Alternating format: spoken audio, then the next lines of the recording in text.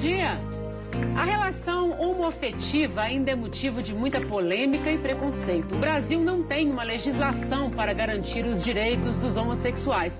Mas a homofobia já não seria suficiente para que leis de proteção fossem editadas? A criação do Estatuto da Diversidade Sexual e da Família vem suprir lacunas e propõe igualdade para todos. O assunto é tema do Opinião Minas, que recebe no estúdio a advogada especialista em direito homoafetivo, Maria Berenice Dias. Bem-vinda à Opinião Minas. Bom dia para você, Berenice. Bom dia. Então, o que trata o Estatuto da Diversidade Sexual? Trata de tudo, ou seja, busca o reconhecimento da igualdade de direitos a esse segmento da população alvo da maior discriminação, que é a população formada por gays, lésbicas, bissexuais, transexuais, transgênero, que é um nome que as pessoas não sabem bem o que quer dizer, mas no fundo engloba essa diversidade sexual. E o número nós tem, o último censo até questionou a respeito de na família mora um casal de pessoas do mesmo sexo. Essa é uma pergunta restrita, porque então só respondia assim, ó, quem morasse junto, né? Mas ainda os números, ainda que acanhados, 60 mil, mostram que há uma parcela da população que merece sim uma proteção. Só porque é minoritário, só porque é alvo de preconceito, nem por isso tem que estar fora do sistema jurídico. E é esta a proposta do Estatuto, trazer para dentro da proteção do Estado todos os segmentos da população. E como é que foi feita a elaboração desse Estatuto? O que se pensou? Como é que vocês chegaram aos pontos? Houve uma demanda por parte até desse público? Do que eles queriam? Existe assim, uma omissão perversa do nosso legislador, que não tem jeito, né? Não aprova lei nenhuma, sabe? As nossas câmaras legislativas, elas estão dominadas por um conservadorismo religioso muito severo. Bom, então não se avança em termos legais. Onde é que está sendo buscados os direitos reconhecidos, os direitos? No âmbito do Poder Judiciário. É a Justiça que tem vindo e reconhecendo algum tipo de direito. Então, principalmente depois dessa decisão em maio do ano passado, do Supremo Tribunal Federal, que disse sim, que as uniões de pessoas do mesmo sexo, que eu chamo de uniões homoafetivas, são uma entidade familiar, merecem a proteção da família, e essa decisão ela é vinculante. Ninguém pode dizer que não é.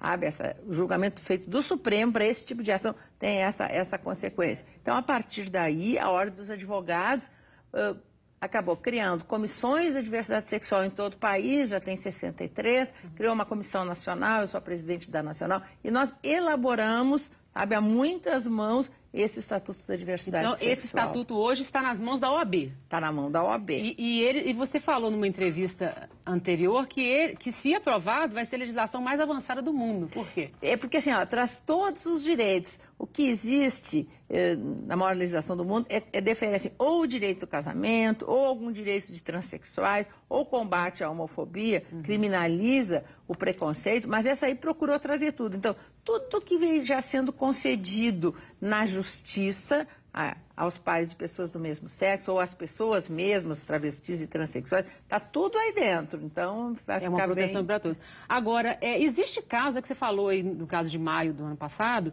que a justiça dá ganho de causa, mas aí são fatos isolados, né? Para alguém conseguir um direito, tem que entrar na justiça, tem todo um processo judicial em cima. Bom, em princípio sim, mas como as decisões acabam se repetindo, acaba também a própria justiça editando provimentos, sabe? E também o INSS, por exemplo, em face da decisão judicial, baixou um provimento. Então, para buscar, por exemplo, direito por morte do companheiro, já nem precisa mais entrar na justiça, já está sendo definido em sede administrativa, sabe? O direito, por exemplo, de colocar como dependente no imposto de renda também está regulamentado. A possibilidade de um parceiro estrangeiro, sabe, ter visto de permanência também já nem precisa da justiça. Mas o ideal é que a legislação, sabe, sendo aprovada em total, aí nada mais precise da chancela do judiciário. E alguma coisa que passou pelo judiciário, já há jurisprudência em algum caso? A maioria desses direitos postos no Estatuto, eles já têm algum tipo de decisão. Aliás, assim, foi esse número que veio crescendo. Em 10 anos, aumentou muito o número de decisões nos tribunais, e foi isso que levou o Supremo. Eu, inclusive, fiz a sustentação oral, acho que foi o julgamento mais importante do qual eu já tive a oportunidade de participar, aonde eu procurei trazer tudo. porque a jurisprudência do Brasil é complicada, a gente não tem acesso, ninguém sabe o que os tribunais julgam, porque não há uma cadeia nacional, sabe? Não existe um programa. E nem todos os tribunais também disponibilizam nos seus sites os julgamentos. E mesmo que disponibilizasse, bom, precisava entrar em todos eles. Então, o que eu procurei fazer, e aí todo o movimento, e a Ordem dos Advogados e os próprios movimentos sociais, de juntar, né, num único lugar, no site, tal, tudo que até hoje já foi deferido e reconhecido, tanto na Justiça como em sede administrativa, e as notícias dos avanços que acontecem. Então, isso aí acaba formando, assim, ó, uma massa de informações que não tem muito como sair, né? Já que está um número tão significativo de demandas e de direitos reconhecidos. A gente pode dizer que a sua primeira luta, assim, quando você engajou nisso aí, foi pela união homoafetiva, pelo respeito a essa união? Foi. Você até criou essa palavra, né? É para tirar um pouco do estigma, né? Sexual, homossexual, sabe? Parece que fica sexo, sabe que as pessoas têm um certo repulso. Porque, assim, ó, o que houve foi uma alteração do próprio conceito de família, né? Por isso que hoje em dia se fala famílias, um conceito plural, marcado pela existência de um vínculo afetivo. E essas uniões de pessoas do mesmo sexo, elas têm sim, sabe, este componente afetivo, esse comprometimento. Eu sempre dizia, é quase que uma frase do Saint-Exupéry, você é responsável por aquilo que cativas. E essa é a essência da família, é essa responsabilidade que as pessoas têm, independente um pouco da formação. Hoje em dia tem família sem casamento, tem família formada só por irmãos e também tem famílias formadas por pessoas do mesmo sexo. Agora, hoje, o que está aqui nesse estatuto ainda juridicamente não tem valor legal. Não, porque assim, ó, o estatuto está na ordem, a ordem tem legitimidade para apresentar um projeto de lei, então esse é o próximo passo, é levar a ordem mesmo, entrar com um projeto, apresentar o projeto perante o Senado Federal, mas, paralelamente a isto, a própria Ordem dos Advogados, a própria Comissão da Diversidade Sexual, já fez, assim, ó, propostas de emenda à Constituição, né? E essas já estão andando. Uma que eu acho, assim, ó, das mais significativas, que é acabar com essa história, assim, ó, de licença maternidade, licença paternidade, porque fica aquela coisa muito diferente. Então, a mulher tem 4 meses ou 6 meses de licença e o homem 5 dias. Então, a ideia é criar várias legislações do mundo, né? São assim, a licença natalidade, que nos primeiros 15 dias usufrui desse benefício os 2 pais, né? Pai e mãe. Depois, do jeito que quiser, durante 6 meses, ou um ou outro, de uma maneira não cumulativa, né? Podem ficar em casa com os filhos. Isso é paternidade responsável.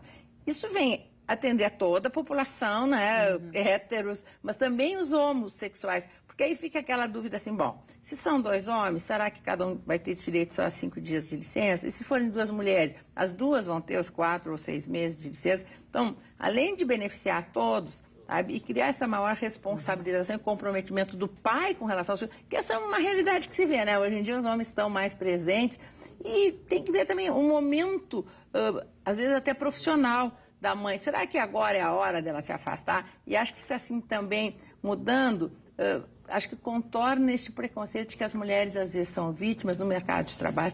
Não vou dar emprego para uma mulher porque daqui uns dias ela engravida, vai ficar direito para todos. Né? Aí fica o direito para todos. Tanto homens como mulheres podem usufruir. Agora, hoje, direito. o que tem de concreto tramitando no Congresso, no Senado, que favoreça, que respeite os direitos aí? Pois tem as relações homoafetivas.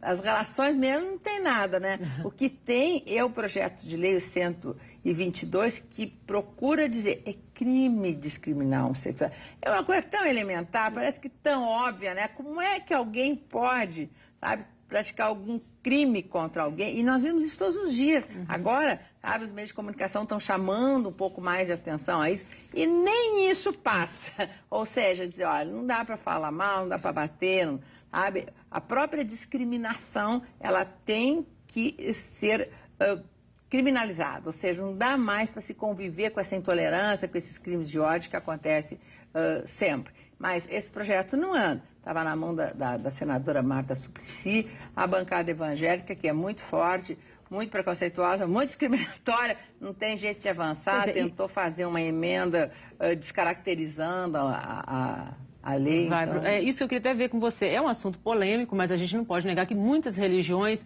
elas se posicionam contra, né? E isso é um entrave, isso acaba sendo um entrave. Como é que você avalia isso aí? Sem dúvida nenhuma. O nosso Congresso Nacional, mais ou menos 1/3 da bancada, ela é comprometida com essas ideologias religiosas, que desvirtuam um pouco, né? Acho que tinha que ser formado por partidos, pessoas com representação.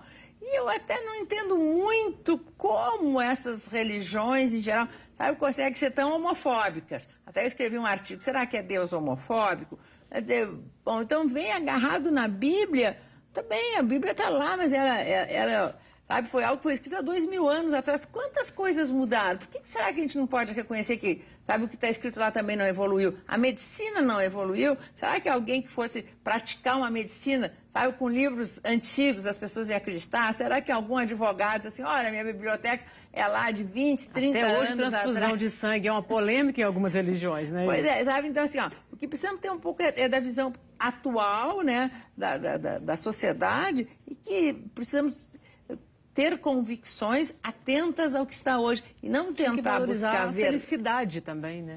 E esse eu acho, assim, ó, do mais significativo que tem no Estatuto, que é dos princípios, o princípio fundamental, a felicidade, no fundo é o que as pessoas querem e têm direito, enfim. Pois né? é. E no próximo bloco a gente vai conversar um pouquinho mais sobre a felicidade, sobre o Estatuto da Família. Não saia daí, hein? No próximo bloco a gente fala mais, inclusive, sobre homofobia e o Estatuto da Família. É um instante só.